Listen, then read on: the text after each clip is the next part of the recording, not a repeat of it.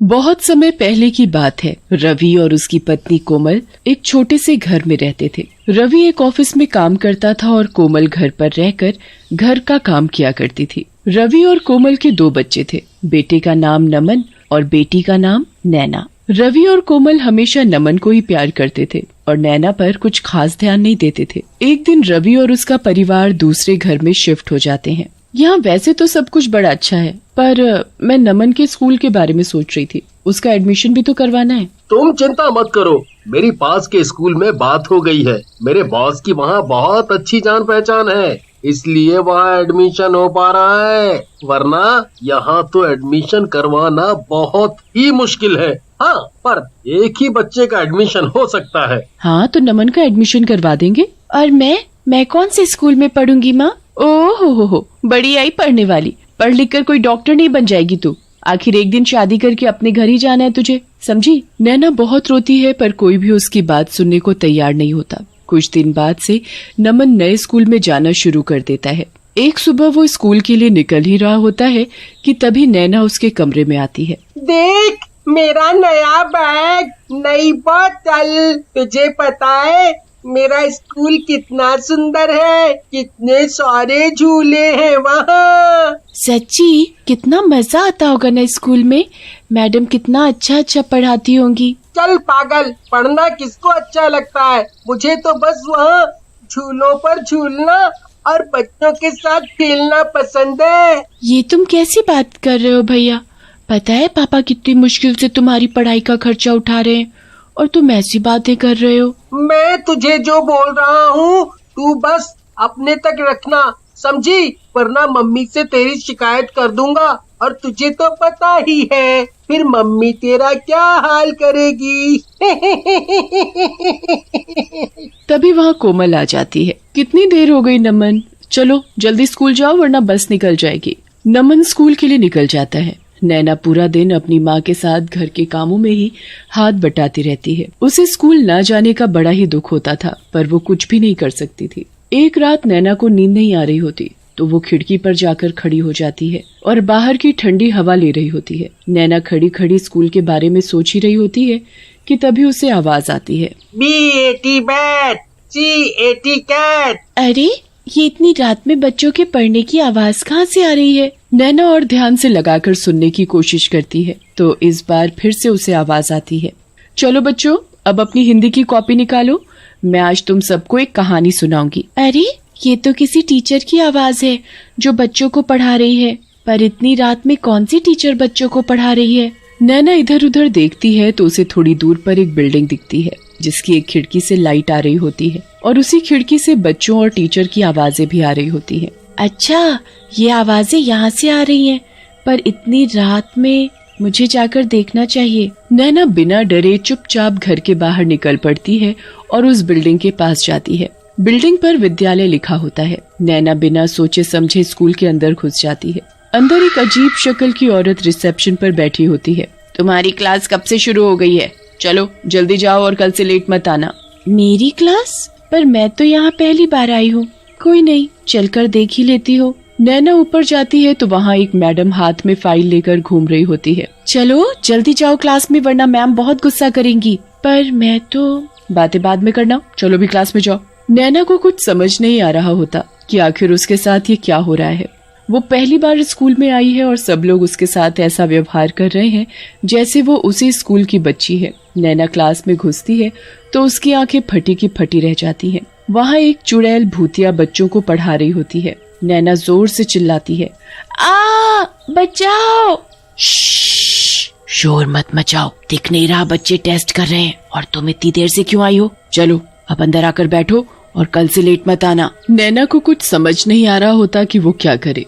उसकी डर के मारे वहाँ से भागने की भी हिम्मत नहीं हो रही होती। अब क्या बाहर ही खड़े रहना है?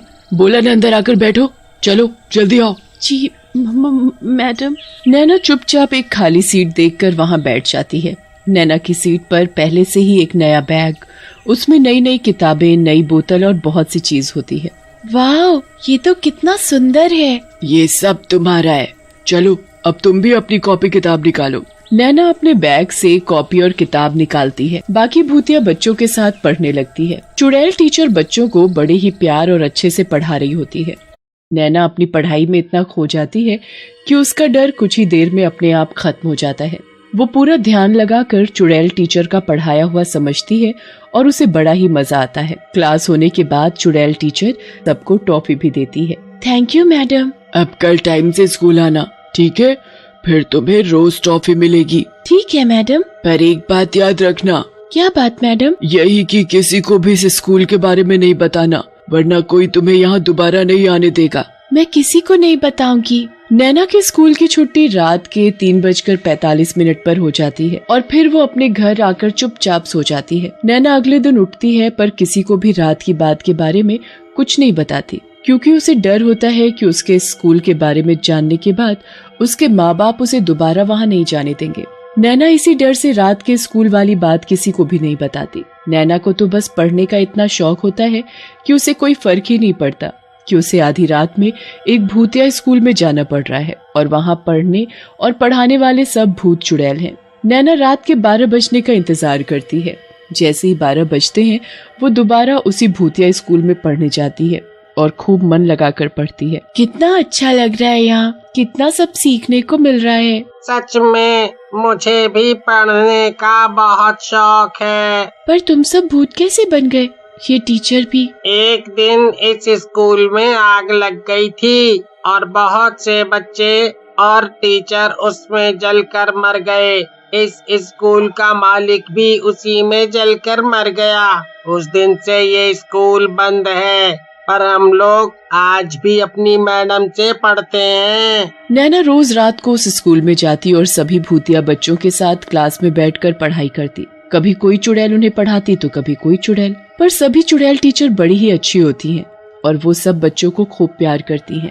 नैना को उस स्कूल में पढ़ते पढ़ते काफी साल हो जाते हैं और उसकी पढ़ाई पूरी हो जाती है। कभी किसी को नैना के स्कूल के बारे में कुछ पता नहीं चलता। नैना और नमन काफी बड़े हो जाते हैं। नमन इतने अच्छे स्कूल में पढ़ने के बावजूद भी नालायक होता है और नैना बहुत ही होशियार हो चुकी होती है। एक दिन कोमल और रवि नमन पर चिल्ला रहे होते हैं। मैंने अपना सब कुछ तेरी पढ़ाई पर लगा दिया, पर तूने सब बर्बाद कर दिया। जब देखो फेल फेल फेल। अब तो हद हो गई है। मेरे पास अब एक पैसा नहीं बचा जो मैं तेरी पढ़ाई पर लगा सकूं, समझा? आपने मेरे ऊपर पैसे लगाए हैं तो कुछ एहसान नहीं किया है, और मैंने तो अपनी तरफ से पढ़ाई की है ना। अब मैं फेल हो गया तो हो गया, इसमें इतना क्या गुस्सा हो रहे हो? हे भगवान, इस लड़के को तो जरा भी शर्म नहीं रही। नमन पढ़ने में कभी ध्यान नहीं देता और ऊपर से वो दिन पर दिन बहुत ही बदतमीज होता जा रहा था। धीरे धीरे उसने घर से पैसे तक चुराने शुरू कर दिए थे। एक दिन जब रवि और उसका परिवार रवि के बॉस के घर एक पार्टी में जाते हैं तो नमन वहाँ भी चोरी करने लगता है और नमन का बॉस उसे रंगे हाथों पकड़ लेता है। ये वही है ना जिसका मैंने एडमिशन करवाया था। देखो तो आज मेरे ही घर में चोरी कर रहा है। रवि, तुम्हें कल से ऑफिस आने की कोई जरूरत नहीं है, समझे? सर, मेरी क्या गलती है? मैं चोर के बाप को नौकरी पर नहीं रख सकता, अंडरस्टूड? नमन की हरकत की वजह से रवि की नौकरी चली जाती है। कुछ ही समय में वो लोग सड़क पर आ जाते हैं। उनके घर में खाने को एक दाना भी नहीं होता। नैना को ये सब देखकर बहुत दुख होता है। वो आस पड़ोस के बच्चों को पढ़ाने लगती है और घर का खर्चा चलाने लगती है। जब ये बात रवि और कोमल को पता लगती है कि उनकी बेटी नैना बच्चों को पढ़ाती है तो वो बड़े हैरान होते हैं। नैना तो कभी स्कूल ही नहीं गई, तो फिर वो दूसरे बच्चों को कैसे पढ़ा सकती है? यही बात सोच सोच कर तो मैं भी परेशान हूँ। एक दिन रवि और कोमल नैना से ये बात पूछते हैं, पर वो बताने से हिचकिचाती है कि उसने इतनी पढ़ाई आखिर कहाँ से की। कोमल नैना के पीछे ही पड़ जाती है और नैना को सब सच बताना पड़ता है। नैना की बात सुनकर रवि और कोमल दंग रह जाते हैं। तुम पढ़ने के लिए आधी रात में भूतों के स्कूल में पढ़ती थी।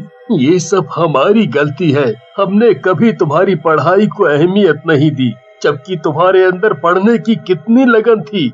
हमने उस लड़के पर सारे पैसे लगा दिए, इसने हमारी इज्जत तक मिट्टी में मिला दी। हमें माफ कर देना बेटी।